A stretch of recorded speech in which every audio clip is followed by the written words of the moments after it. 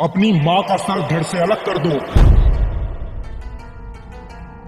एक ऋषि ने गुस्से में आकर अपने सभी पुत्रों को यह आदेश दिया। एक एक कर उनके 4 पुत्रों ने ये पाप करने से इनकार कर दिया, लेकिन फिर उनका सबसे छोटा बेटा आगे आया। आगे बढ़ो, निसंकोच होकर अपना कर्तव्य निभाओ। अपने पिता के आदेश पर अस्त्र उठाकर एक ही वार से उसने अपनी माँ का वध कर दिया।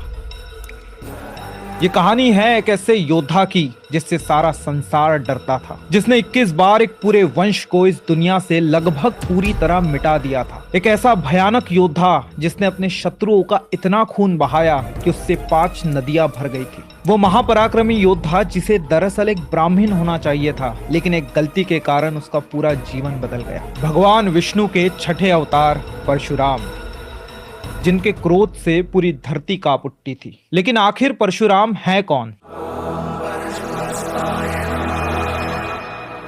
ऋषि जमदग्नि की पत्नी रेणुका एक आदर्शवादी पत्नी, जिनकी एक छोटी सी भूल उनकी मृत्यु का कारण बन गई। एक दिन नदी से जल भरते समय उनका मन एक गंधर्व की ओर आकर्षित हो गया। एक पराये पुरुष के लिए उनके मन में काम वासना जागी, जिससे उनकी पवित्रता भंग हो गई। जब वो लौटी, उनके पति ऋषि जमदग्नि को इस बात का आभास हो गया था। वो भयंकर क्रोधित हो गए। उन्होंने अपने पुत्र को आदेश दिया कि वो अपनी माँ का सर धड़ से अलग कर दे। एक एक कर उनके 4 पुत्रों ने इस पाप को करने से इनकार कर दिया और फिर उनके सबसे छोटे बेटे परशुराम जी की बारी आई। अस्त्रों शस्त्रों में माहिर परशुराम को भगवान शिव ने एक दिव्य परशु वरदान में दिया था, लेकिन वो ये नहीं जानते थे कि उन्हें उस दिव्य अस्त्र का प्रहार अपनी ही मां पर करना पड़ेगा। उनके पिता का क्रोध इतना भयानक था कि उनके पूरे परिवार का विनाश हो सकता था। इसीलिए अपने पिता को शांत करने के लिए परशुराम जी ने अपनी मां का वध कर दिया। लेकिन ऋषि जमदग्नि का क्रोध अभी भी शांत नहीं हुआ था। अपने पिता का आदेश ना मानने का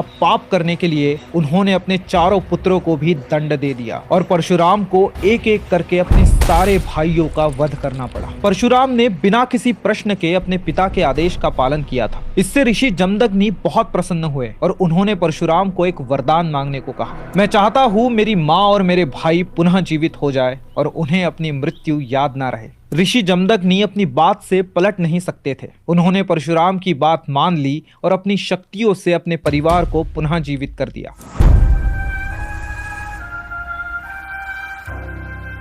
परशुराम जी को क्षत्रियों के संहार के लिए जाना जाता है, लेकिन इसके पीछे का कारण था माहिष्मति साम्राज्य का एक ऐसा राजा जिसने पूरी दुनिया पर अपना कब्जा कर लिया था। ये था कार्तवीर्य अर्जुन, जिसे सहस्त्रबाहु के नाम से भी जाना जाता था। सहस्त्रबाहु यानी जिसकी 1000 भुजाएं हो। माना जाता है कि कार्तवीर्य अर्जुन ने महान ऋषि दत्तात्रेय की तपस्या कर उन्हें प्रसन्न किया था, जिससे उसे एक वरदान प्राप्त हुआ। उसने मांगा कि उसकी 1000 भुजाएं हो, जिनकी शक्ति के आगे कोई टिक ना पाए और कोई भी उसे युद्ध में हरा ना पाए। 1000 भुजाओं के साथ सहस्त्रबाहु की शक्ति की कोई सीमा नहीं थी, जिसके दम पर वो अपना राज्य बढ़ाता चला गया। जमीन, नदी, पर्वत, जंगल, सब पर सहस्त्रबाहु का राज चलने लगा। लेकिन राज्य बढ़ने के साथ ही सहस्त्रबाहु का अहंकार भी बढ़ता जा रहा था। उसे हमेशा अपने आप को सर्वश्रेष्ठ साबित करने में मजा आता था। इसीलिए वो कमजोर लोगों पर जुल्म करने लगा और देखते ही देखते उसकी क्रूरता बढ़ती चली गई। एक दिन जंगल में सफर कर रहे सहस्त्रबाहु परशुराम जी के पिता ऋषि जमदग्नि के आश्रम पहुंचे। वहां उनकी नजर पड़ी गौ माता कामधेनु पर, एक ऐसी पवित्र गाय जो किसी की भी इच्छा पूरी कर सकती थी।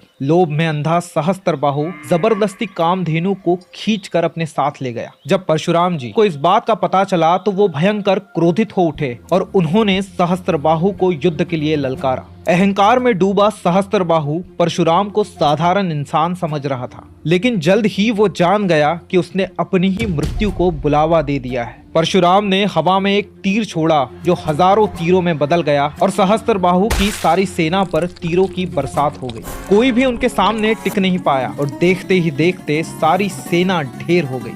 अब सहस्त्रबाहु को बचाने वाला कोई नहीं था। उसने अपना पूरा बल लगाकर परशुराम से युद्ध किया, लेकिन परशुराम ने एक एक कर उसकी सारी भुजाएं काट दी और आखिर में उसका सर काट कर उसका वध कर दिया। सहस्त्रबाहु का अहंकार और लोभ ही उसकी मृत्यु का कारण बना था, लेकिन उसके पुत्रों ने इससे भी बड़ी भूल की, जिसने उनके वंश को बर्बाद कर दिया।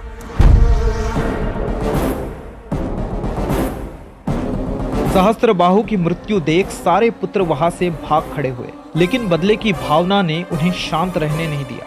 कुछ समय बाद उन्होंने अपनी चाल चली। मौका पाते ही उन्होंने ऋषि जमदग्नि के आश्रम पर हमला कर दिया और उन्हें मार डाला। ऋषि जमदग्नि के शरीर पर 21 घाव किए गए थे। अपने पिता की ऐसी दुर्दशा देख परशुराम जी के क्रोध की सारी सीमाएं पार हो गई। अपने प्रचंड क्रोध में परशुराम ने प्रतिज्ञा ली कि वो कार्तवीर्य अर्जुन की 21 पीढ़ियों का सर्वनाश कर देंगे। माना जाता है कि परशुराम ने कार्तवीर्य अर्जुन के 100 बेटों को एक एक करके बड़ी बेरहमी से मारा था। सिवाय गर्भवती औरतों के परशुराम ने सहस्त्रबाहु के सारे वंश को एक भयंकर मृत्यु दी। कहा जाता है कि परशुराम ने इतने लोगों को मारा था कि उनके रक्त से 5 नदियां भर गई थी। सालों साल पीढ़ी दर पीढ़ी ये सिलसिला चलता रहा। परशुराम सहस्त्रबाहु की 21 पीढ़ियों को लगातार मारते रहे। धीरे धीरे उन्होंने बाकी के क्रूर, अधर्मी और अहंकारी क्षत्रियों को भी मारना शुरू कर दिया। उनका क्रोध इतना प्रचंड था कि माना जाता है परशुराम ने धरती से क्षत्रियों को लगभग पूरी तरह खत्म ही कर दिया था। इसके पीछे का असली कारण ये था कि अपने सफर में परशुराम ने देखा कि कैसे क्षत्रिय अपनी ताकत के अहंकार में अंधे हो गए हैं, कैसे उनकी वजह से आम लोगों पर जुल्म किए जा रहे हैं। उन्होंने ठान लिया कि वो किसी भी पापी क्षत्रिय को जिंदा नहीं छोड़ेंगे और यही था परशुराम के जन्म का असली उद्देश्य। भागवत पुराण के अनुसार पापी और क्रूर क्षत्रियों से परेशान बेसहारा लोगों और ब्राह्मणों ने भगवान श्री विष्णु की आराधना की। तब विष्णु जी ने उनसे कहा कि मैं जल्द ही एक योद्धा के रूप में धरती पर आऊंगा और इस पाप का विनाश कर धर्म की स्थापना करूंगा।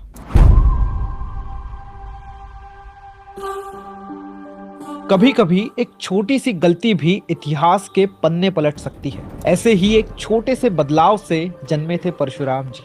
महर्षि ऋचिक की पत्नी सत्यवती अपने माता पिता की इकलौती संतान थी। जब उनकी शादी हुई तो वो चाहती थी कि उनके माता पिता का कोई वंशज हो। इसीलिए जब उन्होंने अपने पति महर्षि ऋचिक से एक सर्वश्रेष्ठ पुत्र की कामना की तो उन्होंने कहा कि उनकी माँ को भी एक पुत्र हो जो उनका राजपाट संभाल पाए। ऋषि ऋचिक ने उनकी इच्छाओं को पूर्ण करने का निर्णय ले लिया। विष्णु पुराण के अनुसार ऋषि ऋचिक ने दोनों के लिए एक प्रसाद तैयार किया जिसे ग्रहण करने से उन्हें पुत्र की प्राप्ति होगी। लेकिन दोनों प्रसादों में अलग अलग गुण थे। सत्यवती के लिए एक ब्राह्मण पुत्र और उनकी माँ के लिए एक क्षत्रिय। लेकिन किसी कारण से ये दोनों प्रसाद आपस में बदल गए। जब ऋषि ऋचिक को ये पता चला तो वो बहुत क्रोधित हो गए। विधि का विधान कोई नहीं बदल सकता।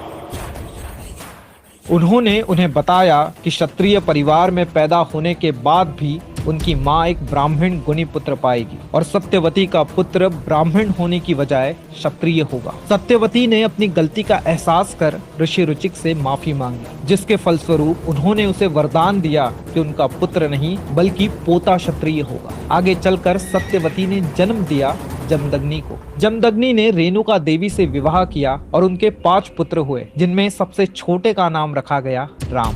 बड़े होकर शिवजी की तपस्या कर राम को एक शूरवीर योद्धा बनने का वरदान प्राप्त हुआ। अस्त्रों शस्त्रों में सर्वश्रेष्ठ, सबसे बेहतरीन धनुर्धारी और एक प्रलयशाली परशु चलाने वाला योद्धा परशुराम।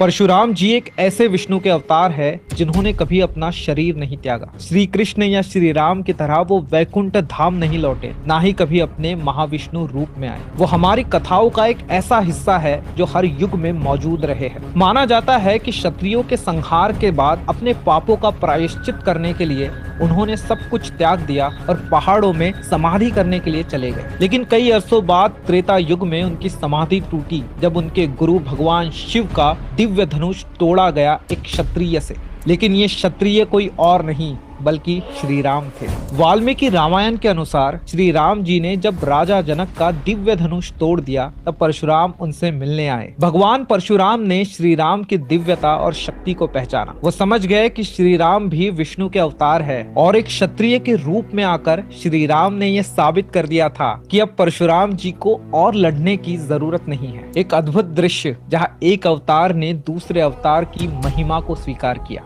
इसके अलावा द्वापर युग में भी परशुराम का प्रभाव दिखा, जहां उन्होंने भीष्म, द्रोणाचार्य और कर्ण जैसे महान योद्धाओं को शिक्षा दी। आज कलयुग में भी माना जाता है कि परशुराम जी महेंद्रगिरी पर्वत पर तपस्या में लीन हैं, जो ओडिशा के पास है। वो इंतजार कर रहे हैं अपने अगले शिष्य का, श्री विष्णु के आखिरी अवतार कल्कि अवतार का। कल्कि पुराण के अनुसार परशुराम जी कल्कि के गुरु बनेंगे। कली असुर के युद्ध और धर्म की पुनः स्थापना के लिए वो कल्कि की मदद करेंगे। आपका इस बारे में क्या थॉट्स है, हमें कमेंट सेक्शन में जरूर बताएं। अगर वीडियो पसंद है तो इसे लाइक शेयर कीजिए और